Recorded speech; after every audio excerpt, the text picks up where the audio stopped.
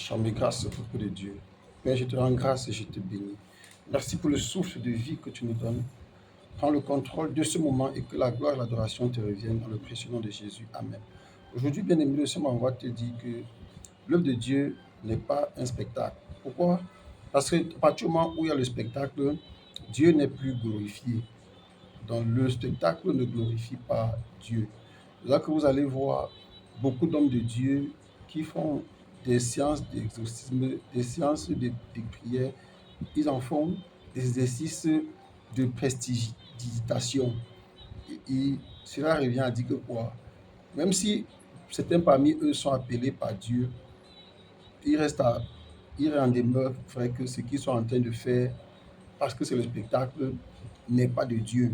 Et on sait aussi que d'autres sont obligés de faire du spectacle sous les recommandations des déesses, des divinités avec lesquelles ils ont traité. Parce que quand tu traites avec le diable, il, il t'humilie. À partir du moment où tu fais le spectacle, c'est une forme d'humiliation. Mais beaucoup ne savent pas. Beaucoup pensent qu'ils sont en train de profiter. Or, Satan ne te fera jamais profiter. Je vous ai pris l'exemple une fois de ceux qui font des témoignages qu'ils étaient directeurs des affaires chez Satan, ils étaient secrétaires chez Satan, ils étaient quelque chose chez Satan. Personne ne peut être quelque chose chez Satan. Dans la réalité, vous n'étiez rien.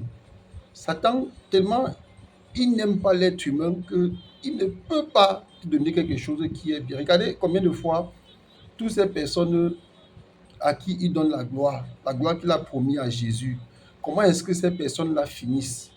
Beaucoup ne savent pas leur sort. Ils finissent comment? Très mal. Certains, ceux qui savent leur sort, ils ne peuvent pas abandonner. Pourquoi? Parce que s'ils abandonnent, ils perdront tout. Et malheureusement, par la peur du qu'en diront-on, beaucoup se sentent obligés de continuer, perdant ainsi la main tendue de Dieu, perdant ainsi la vie éternelle qui nous a été offerte gratuitement par le Seigneur Jésus-Christ. Oui, toutes ces choses que nous occupons alors que nous ne méritons pas, c'est aussi de la prestidigitation. Et Dieu n'est pas dans ces choses-là. Parce qu'il y a de l'orgueil, il y a de l'arrogance dans ça. Dans le livre de Actes chapitre 14, à partir du verset 8, on va voir ce qui s'est passé à Lystre. À Lystre se tenait assis un homme impotent des pieds, boiteux de naissance et qui n'avait jamais marché. Il écouta parler Paul et Paul, fixant les regards sur lui et voyant qu'il avait la foi pour être guéri, dit d'une voix forte, lève-toi droit sur tes deux pieds. Et il se leva d'un bond et il marcha. À la vue de ce que Paul avait fait, la foule éleva la voix et dit en langue lycaonienne, les dieux sous forme humaine sont descendus vers nous. Ils appelaient alors Barnabas Jupiter et Paul Mercure, parce que c'était lui qui portait la parole. Donc, bien aimé, on voit un peu ce que le monde est prêt à nous offrir, ce que le monde est prêt à faire de nous. Le plus important, c'est le miracle qui a été fait, la guérison qui a été faite.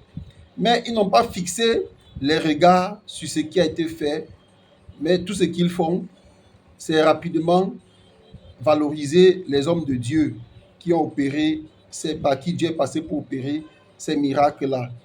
Mais ce qui va nous intéresser ici, c'est le comportement de Paul et de Pierre, de Paul et Barnabas.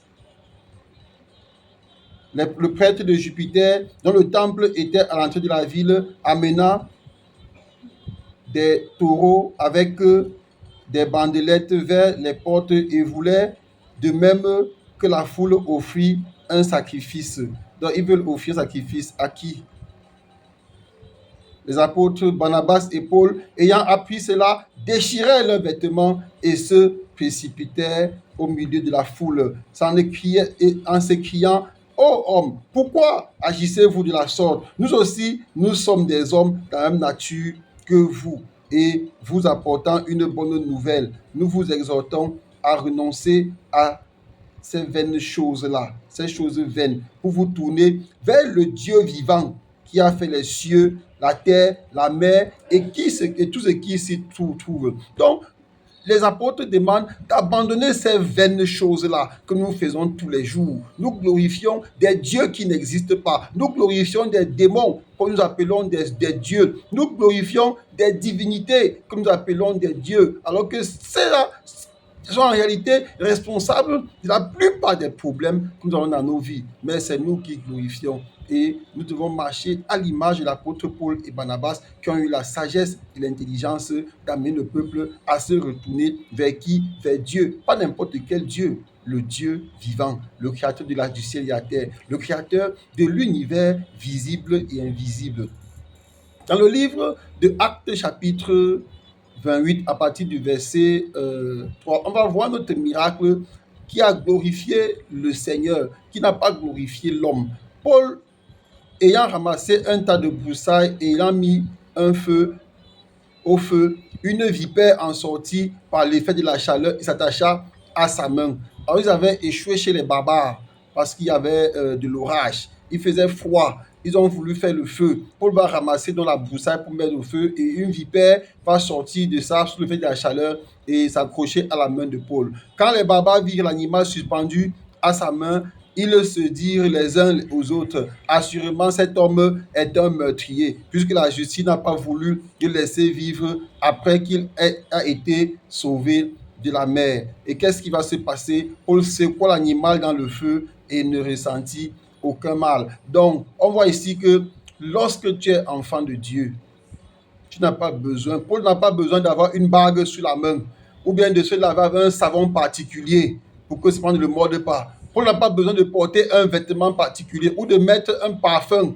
ou de se oindre avec une huile particulière pour que le serpent ne le morde pas. Mais qu'est-ce que Paul a besoin? Paul est enfant de Dieu. Paul marche dans les chemins que Dieu a tracés et Paul ne s'en est pas détourné. Ces gens-là s'attendaient à le voir enfler ou tomber mort subitement, mais après avoir longtemps attendu, voyant qu'il ne lui arrivait aucun mal, ils changèrent d'avis et dirent que c'était un Dieu. Tellement ils ont entendu. Pourquoi? Parce que c'est des gens qui aiment le spectacle.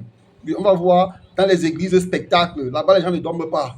Dans les églises, il y a la vérité, les gens vont dormir. Pourquoi? Parce que l'ennemi est là pour pousser les gens au sommeil, pour que les gens ne saisissent pas la vérité. Tellement ils vont attendre, oui, tellement ils vont attendre. On a vu, il faut toujours donner la gloire de Dieu, bien aimé. On a vu ce qui s'est passé avec Hérode. Hérode, qu'est-ce qu'il a fait? Hérode a laissé qu'on lui donne la place de Dieu. Et qu'est-ce qui s'est passé? Il fut frappé par l'ange de l'Éternel. Bien aimé, la gloire revient à Dieu. Tous les miracles que le Seigneur opère, nous ne devons pas nous attribuer cela. Nous devons laisser à Dieu toute sa gloire. Soyez abondamment bénis. Amen.